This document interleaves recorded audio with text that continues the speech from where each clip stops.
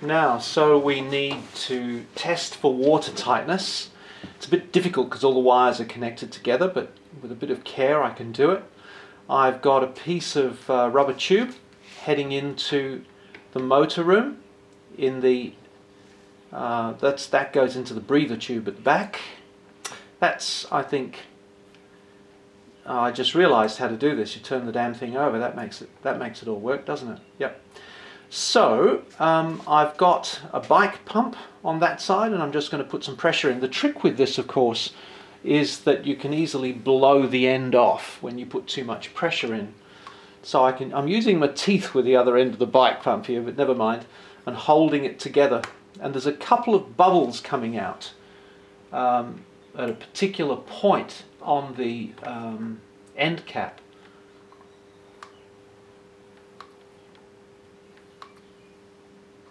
Oh no, there's bubbles coming out of the water pump, and that's fine. That's fine. So all of that's good. This is the pump for the main ballast. I'm just testing this. That's all good. And here is the big control room. Best not to rush any of this. And because there's two O-rings and there's a reducer and an end cap on this, I'm going to have to be very careful when I put pressure in, because I don't want to blow them off. That will be a complete and an unmitigated disaster.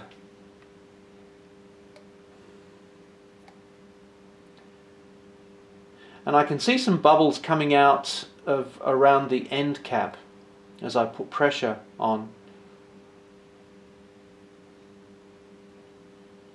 I'm just taking some care to see where those bubbles are coming from.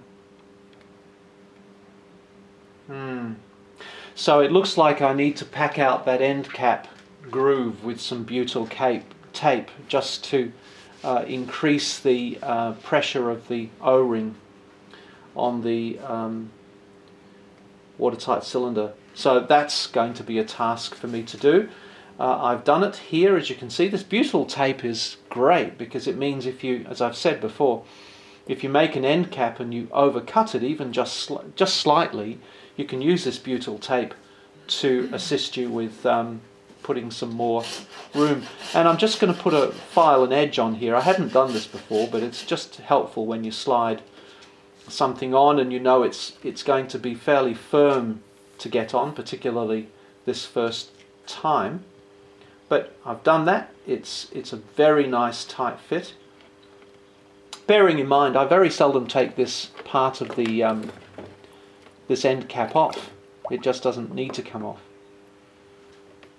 Apart from when I want to get at the guts of the control room.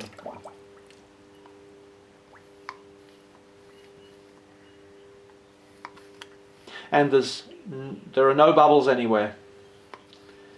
It's lovely. Okay. So now we're just beginning the assembly process, getting the props into the motor room. Now I'm drilling a hole here because I'm going to put a piece of tube down through this foam, and I'm going to connect the pressure gauge onto that tube. Now there's the tube going in. The interesting thing is that it didn't work, and I couldn't work out why it was that such a beautiful piece of tube wouldn't work, and I wanted it to have a fair bit of vertical space, and I discovered that the issue has to do with water tension, and I had to put a flared end on that on the input to the pressure gauge, otherwise it wouldn't work. And now we're coming to the testing stage, and as you can see, I've got a bit of chipboard and some heavy-duty tarpaulin, and in goes the hose. I only have to do this every now and again, but sometimes you just need something in your own home, and of course with a submarine I need something with some depth. So this works pretty well. You don't have to spend much on these things. People buy kids' pools, all sorts of things. Honestly, you can see how quickly I put that together. It's taken me around about 10 seconds, I think. Okay.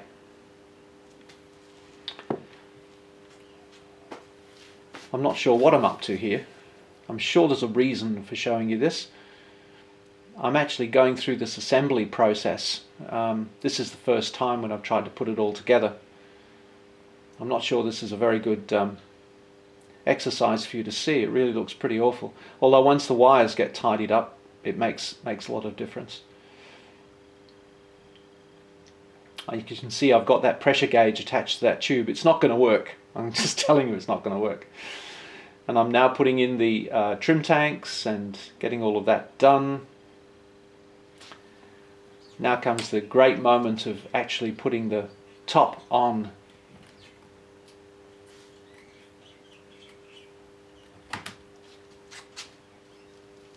Okay.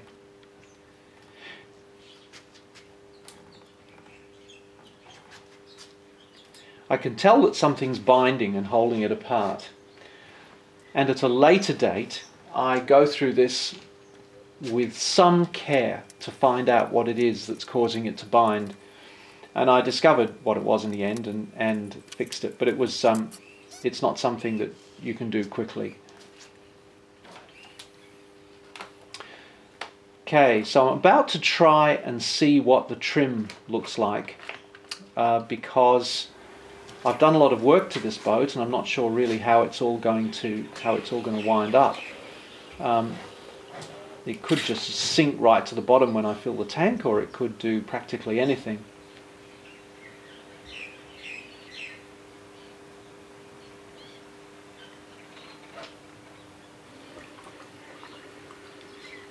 So it's going down. One of the problems with this boat is that the slots in the top deck are really, really fine, and the water tension actually stops air from getting through those little slots on occasion. There we go. Its first dive. Yes, and it's just dropped to the bottom. 30 seconds. I've got some work to do, I think, with the trim. Mind you, this isn't too bad. It's within the range of being controllable still, which I'm really quite amazed. Within the range of the capacity of the piston to manage. And of course now the pump has taken over and it's and the boat's rising and getting some profile. So that's not been too bad for a very first test.